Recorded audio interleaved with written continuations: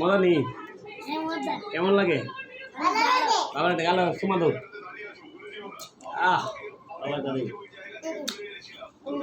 এটা হচ্ছে আমার বড় ছেলে বেড়ারে এই যে বিস্কিট খাওয়াই যাচ্ছি তারপরে কেক খাওয়াই রুটি খাওয়াই তারপরে বেড়া পড়াশোনা ঠিক মতো করো না কান দিয়েছিলাম তাই না কান দি যদি পড়াশোনা ঠিক মতো না করো কোন থাকবো ও এদিক কেউ আপনারা দোয়া করেন ইনশাল্লাহ আমি বড় এখন আমি আর নমু